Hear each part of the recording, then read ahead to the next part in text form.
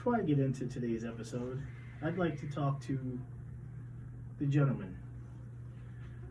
Fellas, fall is here, and you know what that means. It's almost cuddle weather. You know what I'm saying? Think you do. I'm here to tell you about the great products made at the Ballsy Company. That's right, ball wash. Gentlemen, ladies too if you're listening. You work a lot, you sweat, you gotta take care of yourself. Men, we have to take care of ourselves. Don't you think your guy down there deserves that? That's where I come in, to tell you about the great products at Ballsy. They're made with natural ingredients, no bullshit that you can't pronounce, nothing that you wouldn't want on your body, and they always leave you smelling fresh. We take care of all of it. Takes care of the body, takes care of the balls, takes care of the butt. We need to smell nice for our women. I think, we can handle that much. Again, all natural ingredients, very affordable package. I use them myself. Would you like to try it? I think you would. Which is why, if you click the link in the description down here and use the code word Blatino, you'll get 20% off of your order. That's right, a whole 20%. It's a small price to pay to feel good, right? I think so. Again, that's Ballsy. Click the link in the description, use Blatino, get 20% off, and keep the funk off your junk. Ballsy. You're listening to The Blatino Nerd. Uncut, uncensored, unfiltered. Get dirty and keep it nerdy.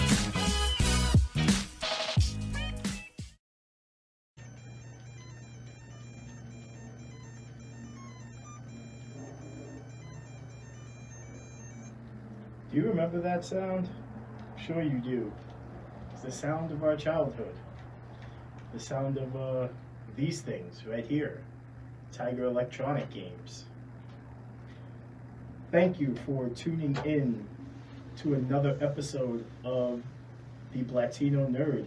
And this one is a little different because as you guys are listening to it on whatever streaming platform you choose to listen to, this is also being recorded live right now on my Facebook page at Join the Blatino Nerd.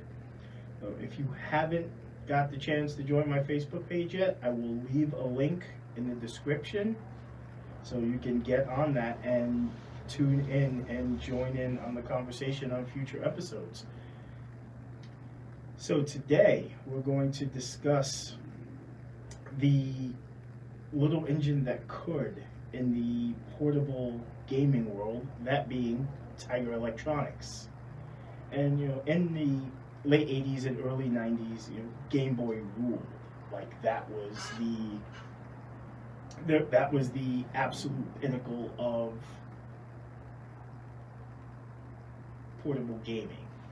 And after its runaway success, everybody decided they wanted to get in on it. So then, Sega came in, got the Game Gear. Atari joined the fray with the Lynx, and then the Genesis had the Nomad. And just everybody wanted a piece of that portable gaming pie. And then in comes Tiger Electronics with all of these little portable handheld games right here, which they had the added benefit of licensing on their side. So these existed, there was so many of them because they were able to secure licenses for very, very popular things at the time. And a little bit about Tiger Electronics. So they were founded in 1978 by the Rissman brothers, Randy, Gerald, Arnold, in Vernon Hills, Illinois. In its early days, the company mostly made electronic items like phonographs and things like that. And even back then, they had found their niche with like licensed titles because they had a phonograph, pretty much one of their more popular ones, which was the Kiss phono player, which, as you can imagine, was a record player named for the band Kiss. And I believe one of those just sold recently, maybe 3 or 4 years ago, for somewhere in the range of like $4 or $5 grand, which is amazing to me. And you know, as time got on, they started moving into the realm of toys. Like, you guys remember Skip It, Laser Tag, Gigapets, Brain Warp, and the 2XL, which I have a very long and storied history with, which I will get into in a later episode, because I can tell you guys some shit about the 2XL robot and how much I actually learned from him. I swear, like, my knowledge and interest in things definitely came from like cartoons and toys. You know, back then you can't learn anything. That's not true. Thanks to Animaniacs, I can name all the states and their capitals. And can actually sing the song from memory, which I will save for some other time. Anyway, you know, Tiger experienced success with its toys and all of its other doodads and what's-a-gizzers, and yeah, I'm making up names, I know. But the real cash cow were these guys. And part of what gave the Tiger Electronic game so much appeal is, well, there were a number of factors in that.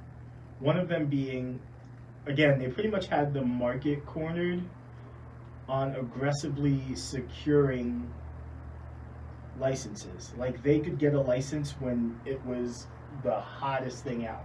Like, when Jurassic Park came out, I believe it was just a matter of maybe weeks to a month before Tiger released a Jurassic Park handheld. The one I'm currently holding here is the Little Mermaid. I have a few of them. I have the Little Mermaid currently in my possession, Transformers, I have X-Men and Sonic 3. As a kid, between my sister and I'm pretty sure we had all of them. And if it was a thing, like not even a popular thing, if it was a thing in the 90s, there was a Tiger game for it. And Little Mermaid, again, Animaniacs, the Flintstones. I believe Michael Jordan had his own special one, which was pretty much still basketball. You couldn't even really tell you were playing as Michael aside from the 23 on his back. And for those of you watching and listening, if you're too young to remember, what made them so special is like they were basically like these stationary painted backgrounds, and they used like LEDs and static images to give off the image that you were actually gaming. And while they were all the rage when we were kids, growing up and playing them now, God, they are terrible. And I mean absolutely awful. It took me all of about 10 minutes playing this, the Little Mermaid one, and Transformers. I played each for about 10 minutes and I was like, Jesus Christ, these are as bad as I remember. But, you know, part of the appeal was also the price. You know, the Game Boy, I believe, was going for 70 or 80 bucks back then. The Game Gear was also kind of pricey. And these guys were 15 or 20 bucks, and you could buy them pretty much everywhere. Whereas with other consoles, you had to get them at like department or specialty game stores. Like, for me, my local corner store had Tiger games. They were hanging on the top shelf, and you charged like 22 bucks a piece for them. You know, my mom and a few other people, my aunt, they all worked at Toys R Us when I was a kid, so they came home with one every week for me. So there was never a shortage of Tiger games. I had Power Rangers, I had Full House. I may be mistaken, but I'm almost certain it was a Family Matters one. Um, the Jetsons, the Flintstones, Ghostbusters. I may have made that Ghostbusters one up. It may have existed, it may not have. But then they started going into the realm of popular video games. You know, games that you could already own if you had a home console or went to your local arcade, which when I was growing up in Patterson, we actually had one or two. Like, we haven't had one in Patterson in years, but, you know, when I was a kid, there was one nearby. As a teenager, I went to the arcade over in Willowbrook Mall in Wayne, New Jersey, Fun and Games, which I have fond memories of. Ghostbusters did exist. I'm glad. Thank you, Justin. If you guys hear me randomly break off, it's because I'm also interacting with those watching me right now, and I will kind of fill you in. Yes, Ghostbusters did exist. Good to know. So yeah, and then they moved into like actual video games. Like they had Mortal Kombat, Mighty Morphin Power Rangers, Street Fighter 2, Mega Man. Which, you know, here's an idea. We know Mega Man exists for Game Boy and NES and even fucking DOS.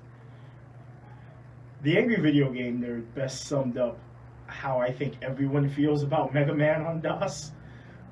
But yeah, these were games where Tiger were like, yeah, we know you could play them at home, but hear us out. Here's a $20 version where you could only play as 2 characters, and you just kick everybody else's ass with 2 buttons. Yeah, sure, there's no fatalities, and doing a Hadouken is near impossible, but it's $20. What have you got to lose? And as you can imagine, those 2 were terrible. And they were everywhere. Like, if you were riding public transportation, at least 2 passengers or their kids had Tiger games. On the school bus, kids were trading them off. It was like, I'll give you my Animaniacs for your Jurassic Park. Or I'll trade your Street Fighter for Mega Man. Or I'll give you the Bruce Lee one. Yeah, I'm pretty sure there was a Bruce Lee one. Yeah, it just, you couldn't escape them. There were commercials for them left and right. It was just, if you breathed and you were famous, or you directed something, or you were in a movie, you were going to get a Tiger game. Honestly, it almost made me wish I were famous in the 90s, because I would have gotten a Tiger game. And yeah, again, going back and playing them now, it's almost an impossible task. I mean, my kid is enamored with it, which is what I could, you know, more than what I could ever ask for, or more than I could muster up, because I can't do it. So another great thing about them is that while like the Game Boy and the Game Gear were known for like devouring batteries, I believe the original Game Boy took 4 batteries, but the Game Gear took like 6 or 8. And the Game Gear was notoriously bad on battery. I think like after 2 or 3 hours, like that was the end of the road. You had to put in new batteries or just call it a day. And the Game Boy, for its massive library, was also vicious on batteries. But Tiger games only required 2 batteries. So, you know, while you saved money on batteries, and with them being mostly LED as opposed to just fully realized video game, they were a little easier on batteries. So your Tiger games could last you a while. And that was very appealing, especially to the parents who, you know, batteries, even back then, were ridiculously pricey. And no one wants to have to go buy a 40-pack of batteries so you could complete Sonic 2 on Game Gear. Not when you could just play Sonic 2, the Tiger game, and finish it in about 15, 20 minutes maybe. So there was that. Another thing is that, well, they appeal to everybody. Again, if it was a thing, there was a Tiger game for it. Whether your thing was King Kong, Jurassic Park, or your thing was boxing, golf, basketball, football, hockey, bowling, there were Tiger games for it. So they were easy, and kids would always ask for them, and there was something there for parents to enjoy too. You could sit around and play Tiger bowling, which Tiger bowling sounds way more awesome in my head than it does when I say it out loud. It's like Tiger bowling. I'm imagining either like these friggin' jacked tigers who all look like Tony the Tiger's like ramped up, steroid driven cousins just rolling bowling balls down an alley or throwing them at each other, or you're some asshole caveman just rolling up tigers and just running them down a runway into some pins. Yeah, my imagination has got the best of me there. I should probably stop. Yeah, Tiger bowling sounds so much cooler than it actually is. And, you know, as time went on, the next big thing in gaming happened, or what was supposed to be the next big thing. You know, Nintendo was, yeah, still at the top of the mountain.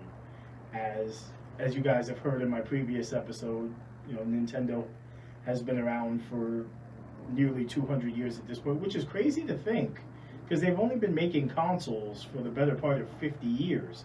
But Nintendo has been around as a company nearly 200. Like, that's wild, isn't it? And so as, you know, Nintendo started with the Virtual Boy, which I can do an episode on that all on its own. Anyone who had a Virtual Boy will tell you, yeah, nah. That's all I can say. Yeah, nah. And I think that's the best way to sum up the Virtual Boy. They should have just called it the Nintendo, yeah, nah. It was supposed to be a portable virtual reality console, which, if you've ever seen a Virtual Boy, it's anything but portable. Where the fuck were you going to carry that? Where were you going with one of those things? Especially strapped to your head, which you didn't even actually strap it. You kind of just hunched over like this and stuck your face into one. And all the games were red. That's it. No other color. It's supposed to be cutting edge technology. Virtual reality, and everything's red. That's all you could muster up. I mean, there were a few decent games. Tellero Boxer was pretty cool. Mario Tennis was fun, but Mario Tennis, a game that would have been perfect for VR because they figure, hey, pick your character and let's do this first person. No, it's just you moving left and right and you can see your character and the ball. It's just tennis. Nothing special. Then there was Red Alert, which is the most correctly named game in fucking history because everything in that game is red. And even the walls, the great big void of nothingness that you're flying around in is red. All you see is red. So this didn't work for Nintendo. As you can imagine, the Virtual Boy had a shelf life of less than a year, I believe. I think there's only like 10 games in existence, and the Angry Video Game Nerd is probably the only person I know on earth that has the entire Virtual Boy library, which is not a knock on the Angry Video Game Nerd, obviously. But, you know, you think it didn't work for Nintendo. The big red portable VR thing didn't work. But oh no, here comes Tiger. And they're thinking, nah, I think we can get in on that.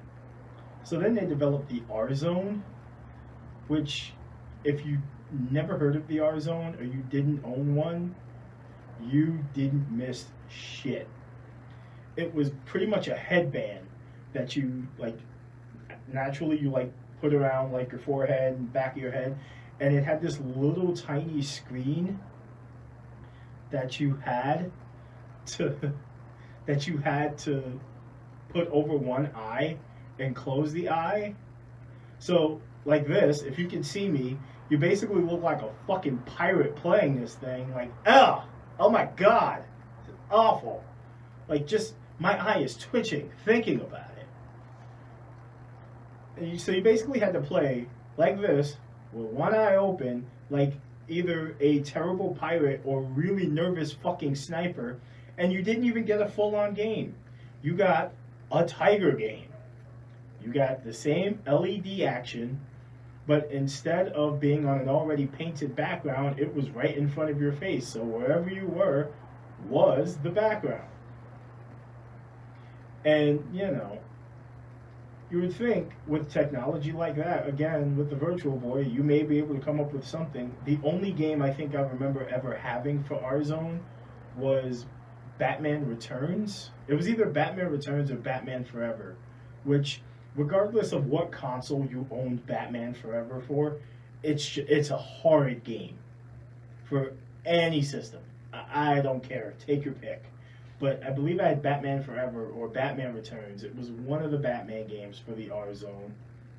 And I remember, like, not being able to play Batman Forever. Was Batman Forever. And just playing that pirate eye and just thinking, I'm pretty sure the R Zone and the Virtual Boy combined, I'm pretty sure they have contributed to my astigmatism. In fact, I'd bet money on that. I would sue Tiger Electronics if they were still a thing. I believe they're owned by Hasbro now, and I'm not going up against Hasbro. It's just not happening.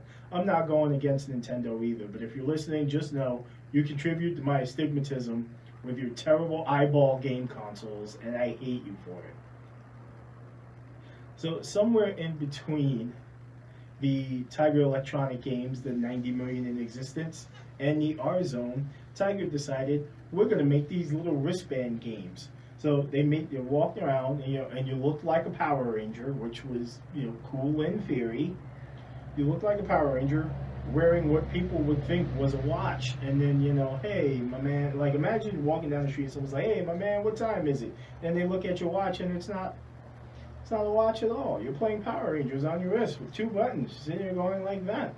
I always used to walk around the house going do do do do do do with all the time with Power Rangers theme.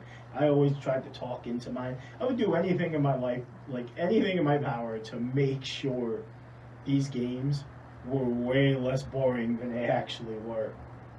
And in the world of 8-bit, 16-bit, and 32-bit, and we were even heading into the 64-bit territory by 1997 with the PS1 and the legendary N64. Well, the PS1 is legendary as well, but we were heading into the 64-bit era.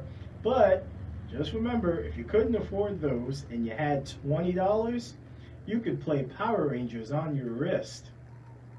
That was always a thing. And I guess good on Tiger for their consistency and remaining a low budget choice for people who couldn't afford consoles at the time. But they didn't even try. You could have at least tried. And that's my issue. And I think that's everybody's issue who had a Tiger game. I'm sure if you were listening to this and you had a Tiger game, you probably had fond memory. You probably have fond memories of playing them as a kid, but the adult you is probably looking back at them and saying, "What? How did I waste so much time and energy on these things that just aren't even? I don't even think they're worth the plastic they're forcing you to hold in your hand." So, again, time went on. Tiger they decided, hey, we're going to get a jump on all these other consoles, on all these other portables, on all these other home consoles. We're going to give you a handheld with the ability to go on the internet. Which sounds great in theory, but then you realize this was 2000, 2001. The Dreamcast was already in existence, which gave you the ability to play online. And 2, the internet was still the internet was maybe 5 or 6 years old then, so it was still sort of kind of in its infancy. And, I imagine a lot of people still didn't have access to the internet where Tiger's idea would be like, oh, cool. Also, speaking of internet, fun fact, the Genesis, yes, the Sega Genesis, is actually the console to first implement online play. The Sega Channel. If you had internet access, you could subscribe to the Sega Channel, which actually connected through your home internet, and you had the ability to play certain games on demand. I believe it was the three or four Sonic games and a few others. So the concept that we enjoy now with things like Game Pass, PlayStation Now, buying games on the eShop, or just buying games digitally in general, was a concept that had actually been a thing years before we grew to enjoy it. So that's a little tidbit of information for you guys. So Sega. Anyway, back to Tiger and their brilliant idea. I am talking about the GameCom. If you've ever seen one, you know what I'm talking about.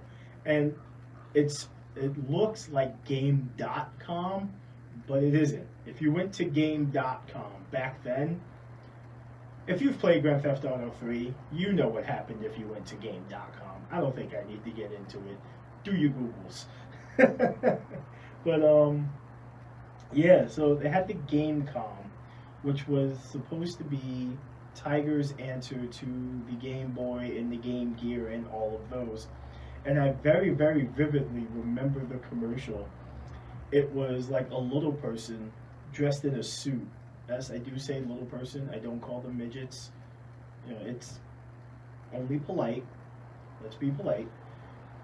It was a little person, and I remember him just being like really rude about it. It was something like Gamecom had more games than you idiots had brain cells, I believe is the quote that he used.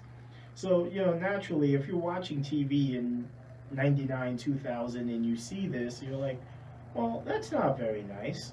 I'm not going to want this console at all. Which, honestly, the marketing was the least of that thing's problems. For starters, there were some pros. There were some cool things about it. Like, if you did connect it to the internet, it functioned as a Palm Pilot, which was kind of cool. You could also read emails on it. So, you know, if you weren't in front of your computer, but you could get somewhere. But you can get somewhere that had internet access. You can connect your GameCom to it. You could read and send emails. Problem was you couldn't save your emails. There wasn't like an internal memory or anything like that. So if you deleted your email, or if you accidentally opened it and lost it was lost forever, pretty much. So it was a good idea in theory, but it just wasn't one that panned out like it should have. There was a calculator function on it, which was good if you cared. I personally don't go to video game consoles for help with my math homework, but I guess back then that was kind of a cool thing. But it had a calendar, schedule, or all those kinds of different things, which was really cool. But then you get to the games themselves. Again, we're talking 1999, 2000. We'll say even maybe 2001. We'll give it 2001. Why the fuck are we still producing portable game consoles incapable of playing in color? We had the Game Gear, we had the Nomad, we had the Lynx, even the fucking Game Boy Color was out by then.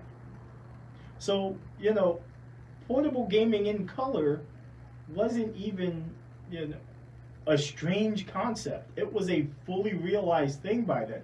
God's sakes, we even had the Super Game Boy at that point, which predated, the Game Boy Color, but was still capable of playing games in color. So here's Tiger. At this point, I'm sure they're a $1 billion corporation between the fucking Power Ranger watch games, the Tiger Electronic games, the terrifying nightmare fuel Furby, and then Skip It, Bop It, and all those 90 million other things that Tiger made.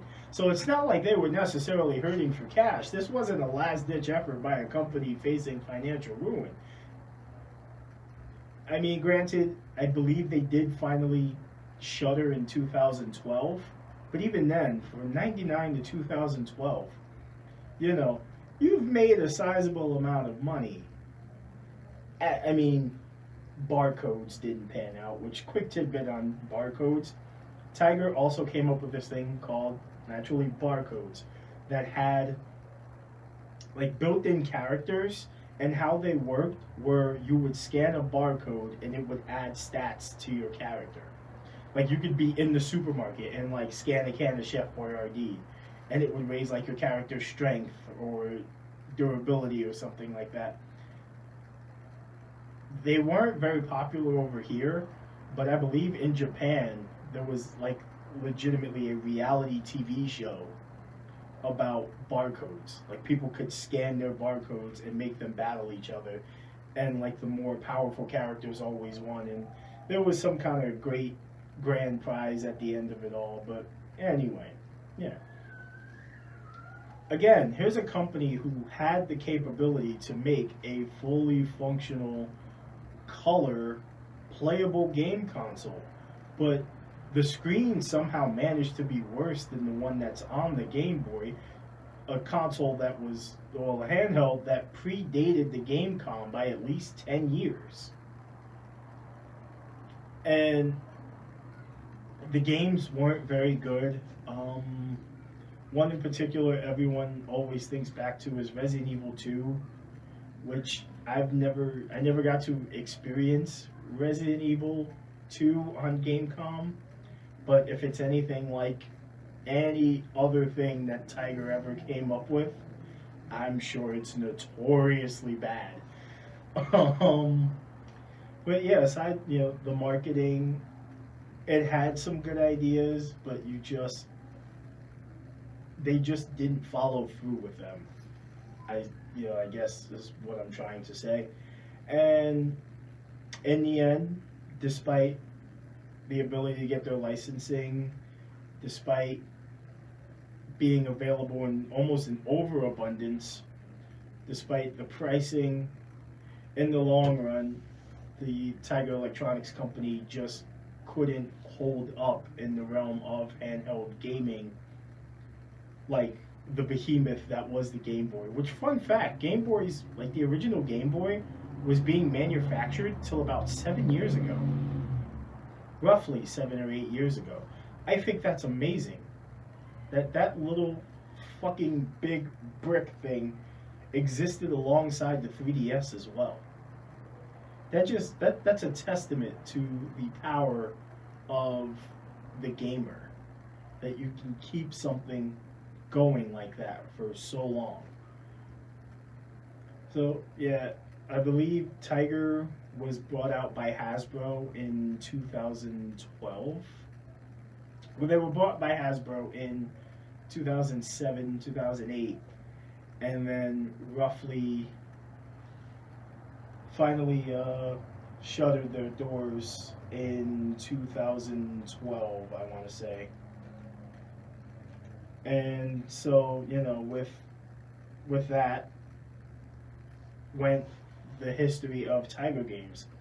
However, if you're anything like me and you're perusing around eBay or Amazon or anything like that, it lives on because you can find Tiger related anything. I believe the Furby has since made a comeback. These guys